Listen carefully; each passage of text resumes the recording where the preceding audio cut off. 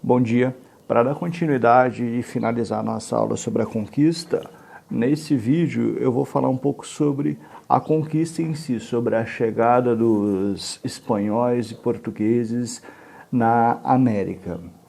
Para começar a debater sobre esse tema, a gente tem que ter em mente algumas questões. Por exemplo, a questão do termo descobrimento, que é difundido na historiografia, hoje um pouco menos usado, um pouco mais debatido a questão da produção desse tipo de termo, né? Assim como outros vários termos que a gente usa comumente, mas tem uma conotação geralmente etnocêntrica, no caso eurocêntrica, uma conotação de exclusão e de diminuição de culturas. O termo descobrimento, ele não é um termo correto para a gente usar em relação à chegada dos europeus na América, porque já haviam habitantes que habitavam essas terras. Não importando o grau de desenvolvimento cultural desses habitantes, quando há habitação humana, não há descobrimento, quer dizer, há uma invasão, há uma conquista, qualquer termo do gênero pode ser usado, menos descobrimento. Portanto, o descobrimento ele vem nesse ímpeto imperialista de invadir e conquistar, no sentido de que as pessoas já existiam, mas quando o europeu chegou, ele diz que está descoberto porque agora eu tenho conhecimento desse povo. Então a gente tem que tomar cuidado com esse tipo de terminologia na relação etnocêntrica mesmo, na relação eurocentrista, na visão do dominado em relação ao dominador. Na chegada dos espanhóis na América, primeiro lá o Cristóvão Colombo, como eu já citei no vídeo anterior, ele chega em 1492 em Cuba,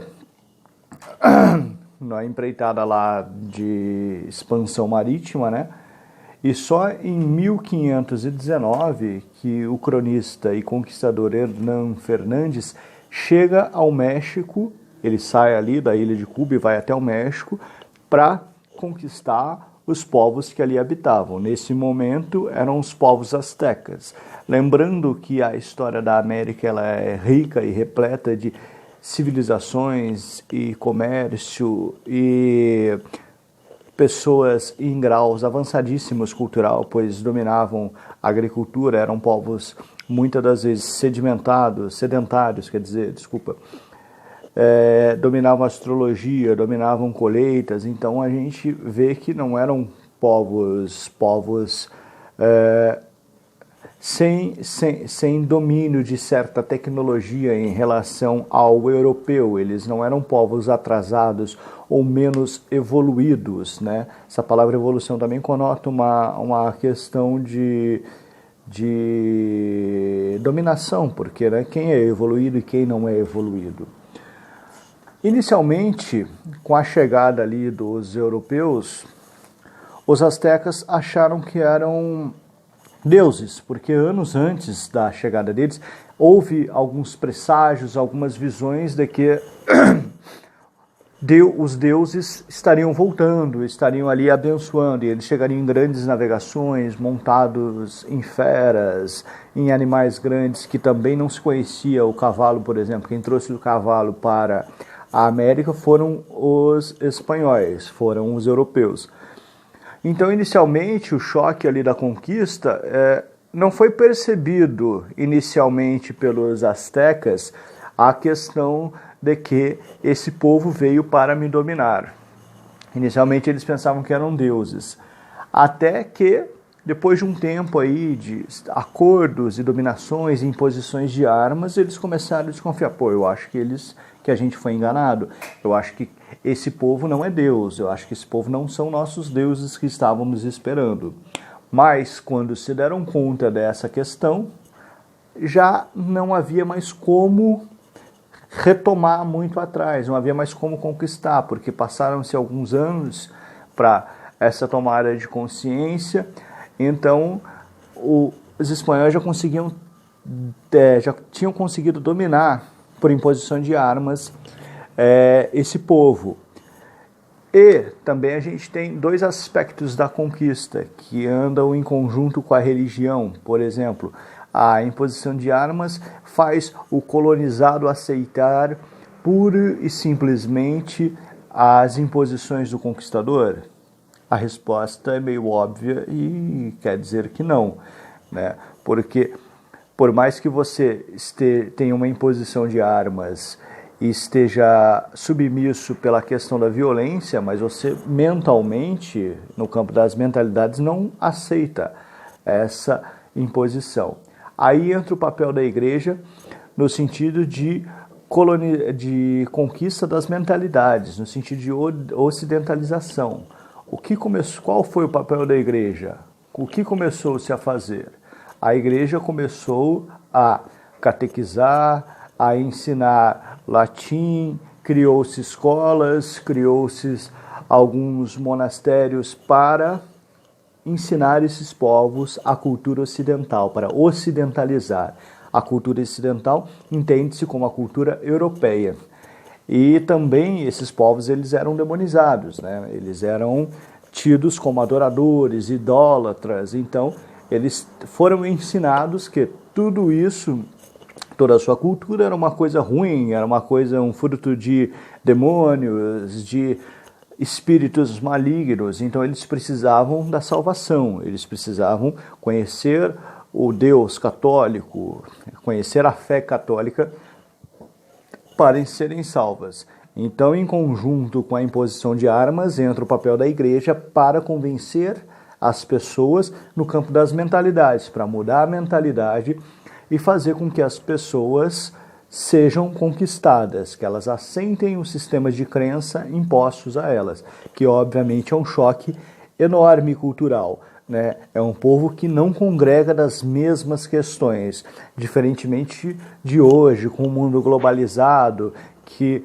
uma pessoa na Europa não pensa exatamente muito diferente de uma pessoa na América, né? Claro que cada cultura ainda continua com os seus valores, mas cada vez mais com o mundo globalizado, esses valores acabam se perdendo, o que é um ponto negativo da globalização.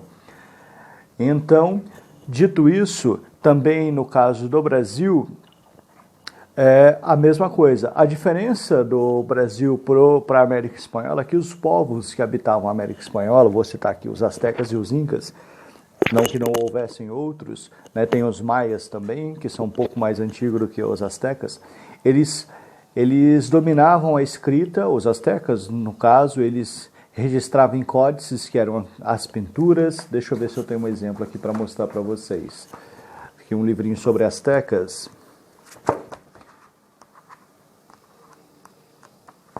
Eles registravam sua vida, por exemplo, aqui, em formas de pintura. Isso aqui era uma forma de escrita.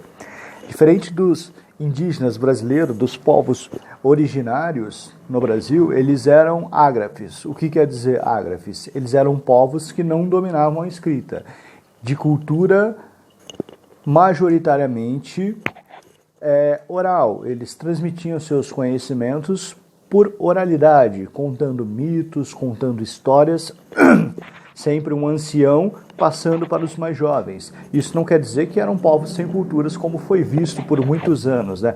Porque os indígenas no Brasil não registravam sua cultura, não quer dizer que eles não tinham cultura. Falando dos cronistas, esse cronista que eu já citei que conquistou o Império Inca não, Azteca, o Hernán Fernandes, ele registra algumas coisas e alguns aspectos, Hernán Cortés, desculpa, da conquista. Ele fala sobre o que ele encontrou, como eram os povos, a resistência, assim como a carta de Pero Vaz de Caminha, que veio na esquadra de Dom Pedro, que mandou para a coroa portuguesa. Ele relata dia a dia aí o que aconteceu e o que chegaram, as maravilhas que encontraram e como era mais ou menos a relação aqui.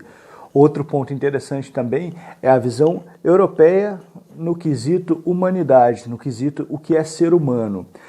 Inicialmente, quando eles viram os indígenas aqui, eles não acreditavam que esses povos eram seres humanos, eles viam como criaturas bestializadas e pessoas que não carregavam a humanidade, não eram humanas. Até depois de um tempo, isso ser um pouco mudado. Ainda assim, mesmo acreditando, a igreja reconhecendo que eles eram humanos, que tinham alma, eles ainda estavam em estágio infantis, que eles precisavam ser catequizados, precisavam ser dominados via mentalidade, que isso que eu já falei, né?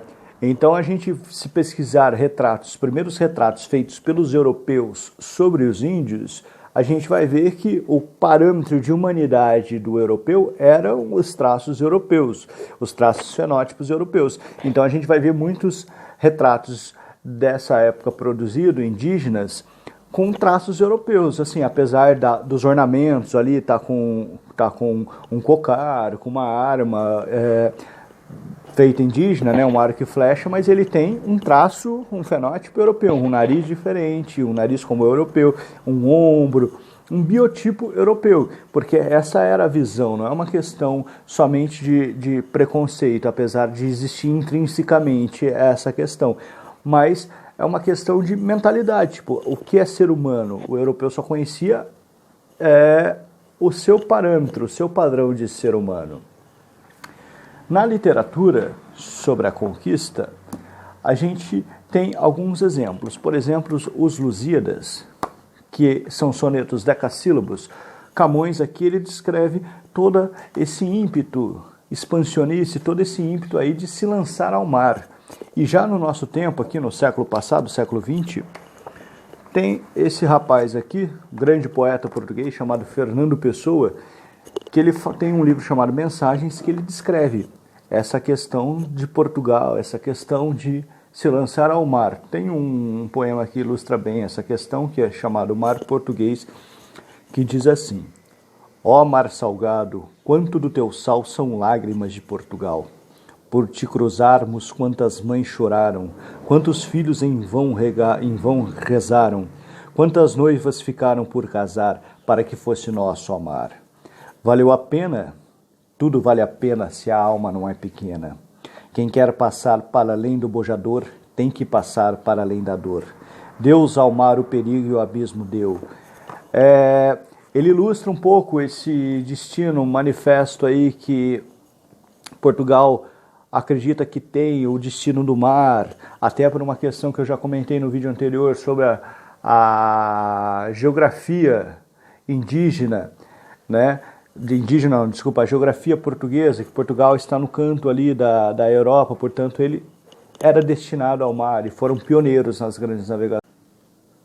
Outro aspecto também que a gente pode falar da conquista foi a guerra biológica, que é a guerra a partir de doenças, né? Que muitos indígenas foram dizimados, povos e mais povos indígenas foram dizimados por conta das doenças trazidas pelo homem branco, pelo europeu. Por exemplo, a varíola, que matou muitos índios, porque eles não tinham condições biológicas, não tinham anticorpos para resistir a essas doenças, que não existiam no Novo Mundo, não existiam no seu mundo, da América, né?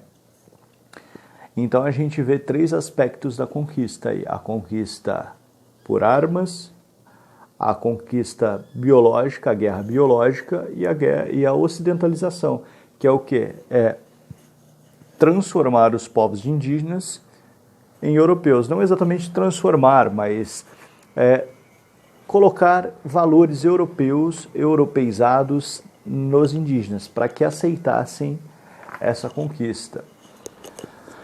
Outra questão também interessante a gente debater é a questão da escravidão indígena, que ela permaneceu por alguns anos, tanto na América Espanhola quanto na América Portuguesa, no Brasil, mas a maior questão, além da igreja ter defendido, mas ela não é uma determinante exatamente para a não escravidão, para posteriormente o uso da mão de obra africana escravizada, no caso do Brasil, foi que o índio ele carregava uma rebeldia natural, né? Ele não se adequava exatamente àquela cultura, ele era livre e nômade.